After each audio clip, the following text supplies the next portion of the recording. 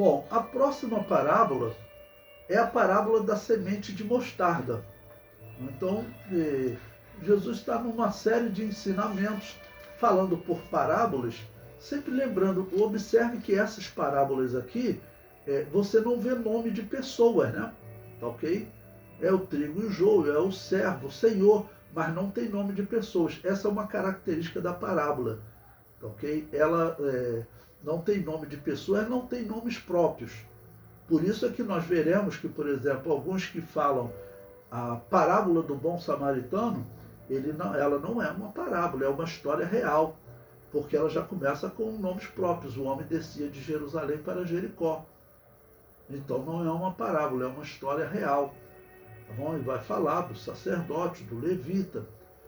Também o exemplo do rico e Lázaro, que algumas bíblias até traziam o título A Parábola do Rico e Lázaro. No texto, em nenhum momento diz propor-lhes uma parábola. E ali também tem nome próprio, Abraão. Se você for conversar com um adventista do sétimo dia, ele diz que aquilo ali é uma parábola. Mas não é.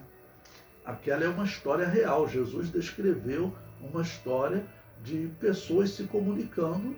Então, um lá no lado de descanso e outro lá no lado de sofrimento. Ok? Bom, aqui então tem mais uma parábola, a parábola da semente de mostarda. Pois bem, o texto que eu escolhi para vocês é o texto de Mateus. Mateus capítulo 13, a partir do versículo 31. Acompanhe aí na sua Bíblia. Outra parábola lhes propôs, dizendo: o reino dos céus é semelhante a um grão de mostarda, que um homem, pegando dele, semeou no seu campo, o qual é realmente a menor de todas as sementes, mas crescendo é a maior das plantas, e faz-se uma árvore, de sorte que vêm as aves do céu e se aninham nos seus ramos. Ou seja, quando você lança a palavra de Deus, ela, vamos dizer, é comparada aqui por Jesus a um grão de mostarda.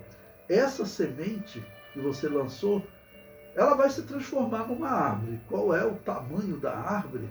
Vão ter árvores maiores, árvores menores, mas a palavra de Deus, ela cresce de maneira que o homem não tem como calcular. Se a igreja de Jesus não tivesse sendo perseguida desde que o cristianismo iniciou, porque iniciou sendo perseguido pelos judeus. Depois, chega em 64, começa a ser perseguido pelos romanos, com Nero. Em 89, começa uma perseguição diferenciada, com Domiciano. Depois o Império Romano vai perseguindo até que vem a Igreja Católica e começa a perseguir, organiza a Inquisição para matar essas igrejas. Depois vem as igrejas protestantes perseguindo. Depois vem o islamismo perseguindo, o comunismo perseguindo. Até hoje, o cristianismo ele é perseguido. Não? Se isso não acontecesse, o cristianismo já teria tomado o mundo, irmãos. O cristianismo já teria tomado o mundo. E o que ocorre? Os mundanos, hoje, eles falam assim do cristianismo como aquele que eles dizem que quer dominar. Isso é notícias até no Brasil, tá bom? Eu vou publicar lá no grupo para vocês alguns textos que eu estava lendo hoje exatamente sobre esse tema. Porque eu digo o seguinte, isso é até um crime. Mas tem algumas classes no Brasil hoje que elas podem praticar crime à vontade, que nada acontece com elas. Você veja, na última parada gay que teve lá em São Paulo, tá bom? Tinham lá crianças participando, e essas crianças, né, vamos dizer, com faixa e pintando no corpo, usando roupas, meninos como se fossem meninas. Não? Isso é crime, você não pode fazer isso com a criança. A nossa Constituição diz que ele é um vulnerável. Não? Teve um menino de 8 anos que foi em Paraty, autorizaram ele fazer uma cirurgia. Esse menino ainda não sabe o que é mudança de sexo. Na parada gay, será que alguém vai punir aquelas pessoas? Tem uns 15 anos também, juntaram gays e mulheres numa marcha aqui em Copacabana, chamada Marcha das Vadias. Não sou eu que estou dizendo esse nome, não, é como eles se identificam. Irmãos, passou no Jornal Nacional, ninguém foi punido. Plantaram bananeira nu, veio um outro com crucifixo, colocando no ânus, né? Fazendo um monte de coisas, com cartazes criticando o cristianismo, né? E eles fazendo aquilo como uma guerra ao cristianismo. Aquilo ali que eles fizeram é um atentado ao pudor e vamos dizer, uma coisa contra a Igreja Católica que deve ser considerado crime também. Você não pode atacar a religião desse jeito, mas ninguém é punido, né? E sem contar as incoerências, né? Na parada gay, se vocês pesquisaram, tinha umas pessoas lá com uma faixa, né, elogiando o Hamas, o grupo terrorista, e a luta deles, ele falou, contra essa sociedade judaico-cristã, porque estão lutando contra os judeus. Aí os homossexuais lá colocaram uma faixa, viva o Hamas. Se eles forem lá na faixa de Gaza, onde o Hamas domina, sendo eles gays, o Hamas vai pegar eles, leva no alto de um prédio e joga eles lá. É isso que eles fazem. Tem imagens aí fazendo. Então, mas eles querem criticar o cristianismo e apoiar, mesmo que seja um grupo que persiga e que mate os homossexuais. Olha que coisa estranha, né?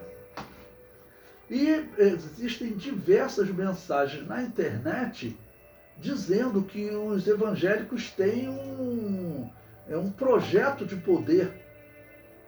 Um projeto de poder. Isso é um absurdo, né? Eu vou colocar alguns desses links lá, se vocês quiserem ler. É bom para vocês vigiarem, tá bom? Porque os evangélicos não têm um projeto de poder, mas eles têm que saber o seguinte: um dia a igreja vai dominar o mundo, sim, mas vai dominar para o bem. Isso está profetizado durante o milênio, ok? E os evangélicos começaram a se envolver mais em política porque o poder queria perseguir os evangélicos. Em 2000, eles colocaram um projeto, foi ainda na época do Fernando Henrique Cardoso, e teve uma petista, né? Marta Suplicy, que ela botou um projeto que, esse projeto, a PL 122, ele obrigava os pastores a fazer casamento homossexual, se não fizesse seria preso. Aí os evangélicos se despertaram, todos os pastores começaram a falar, nós temos que, de alguma maneira, colocar pessoas lá para defender a vida, defender o que nós pregamos. Mas eles estão dizendo que isso é projeto de poder. Vocês vejam, a bancada evangélica lançou um projeto para punir a mulher, né, que ela faça um aborto depois da 22ª semana. A televisão, a Rede Globo, a CNN, todos que estão falando, irmãos, esses indivíduos parecem que estão tudo trabalhando para o inferno direto. Por quê? Se vocês não sabem, por exemplo, às vezes fazem-se aborto de cachorros, né? Tá bom? Uma cachorra que esteja grávida, existe um prazo que eles dizem que não pode mais abortar, porque aquele feto que está ali na cachorra vai sofrer uma dor imensa depois de um determinado tempo. E acho que é até a 22ª semana, o mesmo do ser humano. Então o projeto que eles colocaram é o mesmo projeto, né? A mesma lei, equiparar no ser humano a lei que diz que um determinado animal, depois de um determinado tempo, não pode ser abortado. A proteção dos animais existe para que o animal não sofra dor, né, se ele já está num determinado nível de formação. É o que eles estão propondo. Bom, eu considero até que eles exageraram, dobrando o crime, né, dessa mãe, porque acho que teria que ser o mesmo tempo de um crime normal, né? Mas está uma briga tremenda e eles só falam, né, da questão da mulher ser criminalizada se ela fizer um aborto depois de um determinado tempo. Mas olha, um veterinário, se ele fizer um aborto depois de um determinado tempo em uma cachorra, esse veterinário ele é punido. Isso é crime. Mas eles não querem criminalizar, no caso, o aborto do ser humano. Por quê, irmãos? Porque Satanás ele ama, né, ver a morte iniciando de uma criança, de um feto, uma criança que já nasceu. Se vocês não sabem, o número de abortos no mundo anualmente está no site da Organização Mundial de Saúde. É uma coisa absurda. São 40 milhões por ano. O número de mortos pela Covid em 2000 no mundo foram 2 milhões. Ou seja, o número de abortos no mundo é 20 vezes mais o número de mortos por Covid. O mundo se movimentou, tudo, né? E o número de abortos é muito grande. E a OMS diz que quer melhorar. O que significa melhorar? Significa aumentar esse número. E isso daí, irmãos, essas crianças estão sendo sacrificadas. Essas crianças estão sendo sacrificadas. E esse projeto é satânico. Não?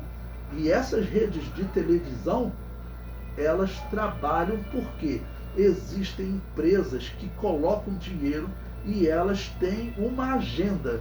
E essa agenda diz que tem que dar liberdade às mulheres para ela fazer o aborto que ela quiser, porque o corpo dela, ela pode fazer o que ela quiser. Mas ela tem que ter consciência que existe uma vida ali, que depois da 22ª, ela vai, 22ª semana, ela vai sofrer uma dor horrível. Então, por isso, eles estão querendo criminalizar o aborto após a 22ª semana. Para o cão, eles aceitam criminalizar e proibir o aborto, mas para o ser humano não. Tem ou não tem alguma coisa estranha no mundo? Tem coisas muito estranhas no mundo, irmãos.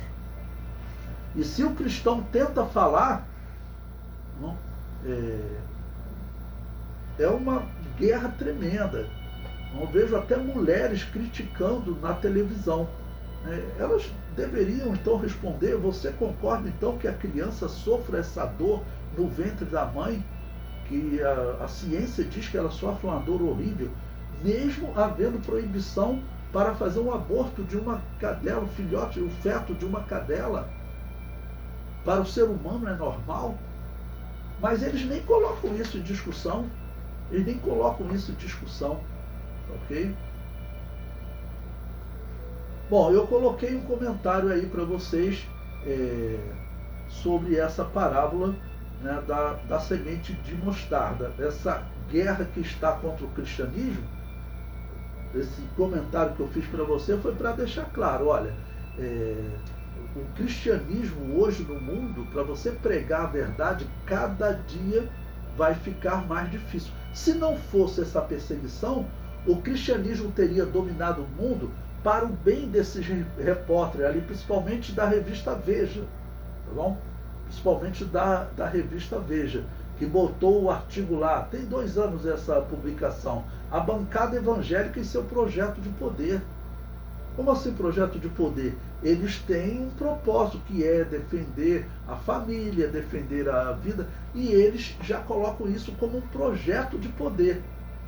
Quando os ateus da esquerda, tá bom, apresentavam o seu projeto, até do kit gay, que a Rede Globo fala que é mentira, que nunca existiu, é mentira da Globo. Eu sou analista do sistema, eu baixei o kit gay quando ele saiu, eu tenho aqui os vídeos onde aparece 2 velhos se beijando, aí o menininho fala para a mãe: ia lá, mãe, que coisa horrível. A mãe: não, meu filho, não fala isso não. Essa historinha era para criança de 8 anos de idade. E outras, né? Um menino que ele vê na televisão uma menina e depois vê um outro homem. E ele fica dividido entre a garota e o garoto. E no final ele escolhe o garoto. Olha, que coisa horrível é essa? No vídeo a menina aparece os seios da menina, as pernas da menina e tal.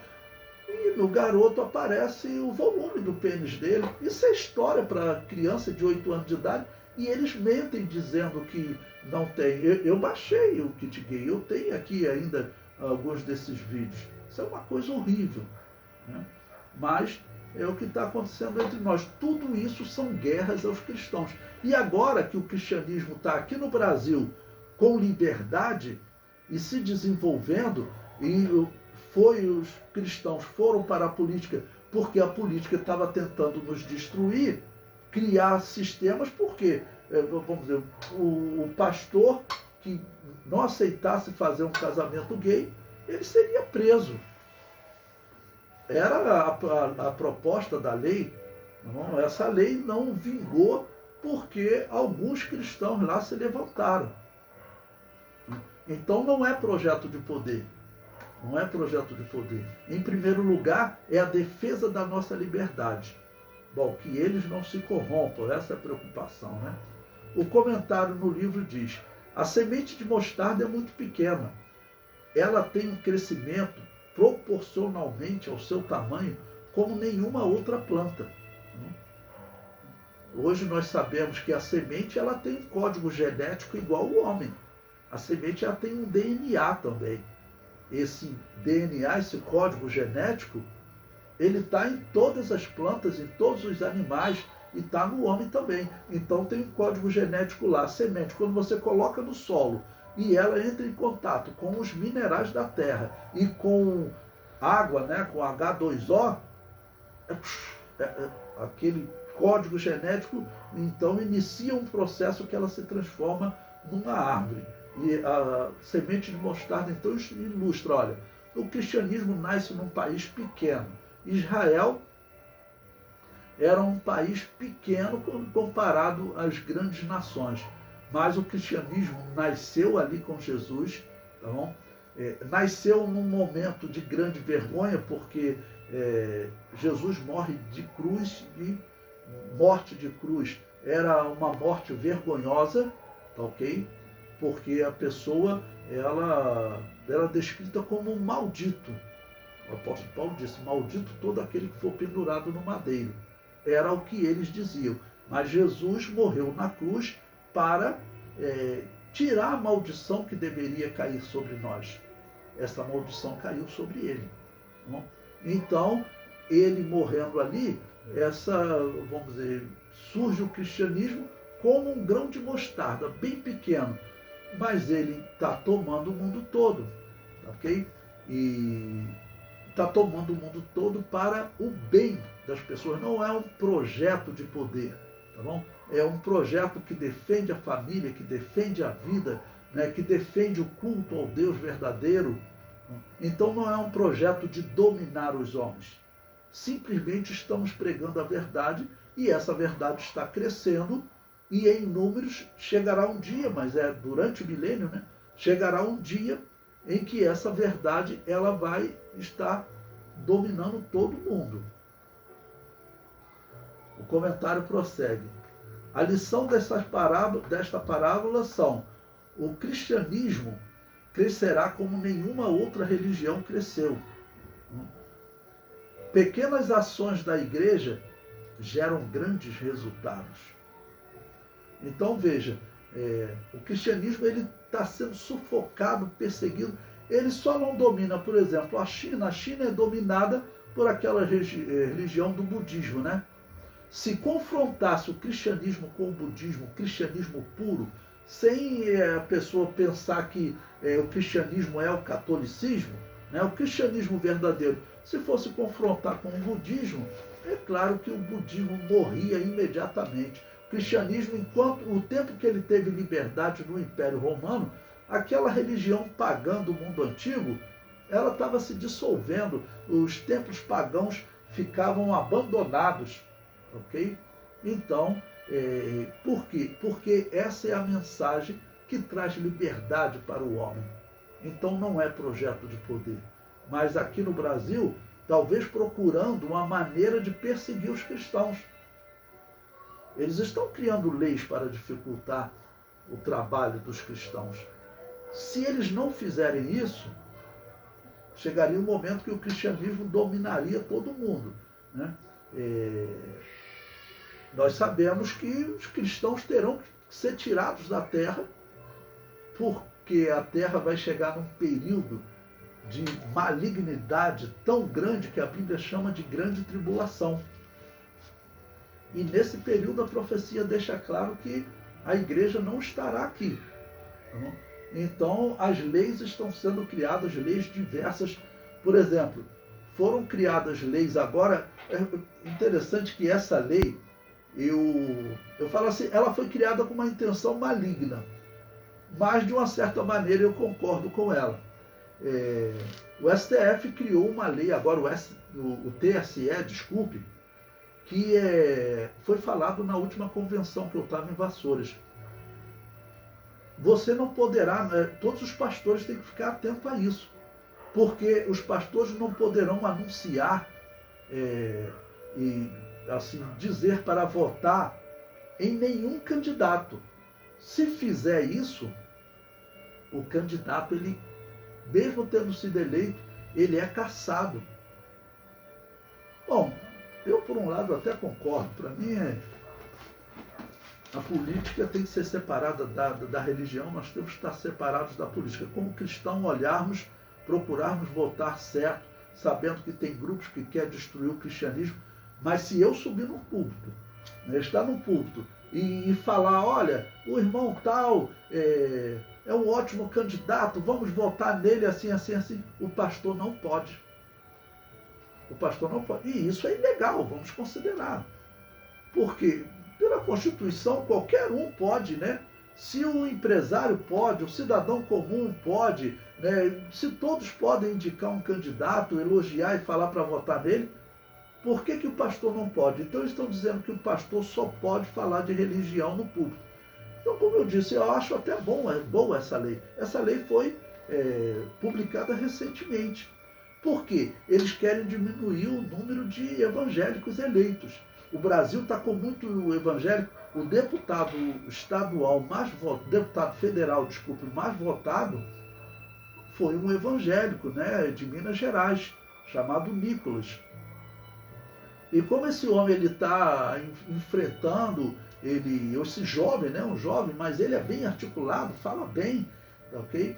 E como ele está enfrentando, né, e liderando determinados movimentos lá, que combate determinadas pautas, olha, eu às vezes gosto de ver a CNN, né? A Globo eu não vejo mais de jeito nenhum, mas às vezes eu vejo a CNN, como eles criticam aqueles que vão contra essa pauta da esquerda, ok? Do homossexualismo, tudo. O cristão não é contra o homossexual, mas essa campanha para tornar as crianças homossexuais, isso aí é maligno. Isso aí é maligno. Isso aí não deveria acontecer. Isso é inconstitucional. E hoje tem evangélicos exatamente que estão ocupando determinadas cadeiras no Congresso que estão combatendo e criando leis, porque o Congresso é ele que faz as leis do país. Tá bom? É ele que coloca leis na Constituição. E nós sabemos que, atualmente, a Constituição brasileira está sendo derrubada, eles estão tomando ações aí, até autoridades, né? Tomando atitudes contrárias à Constituição. Essa mesmo de proibir os pastores de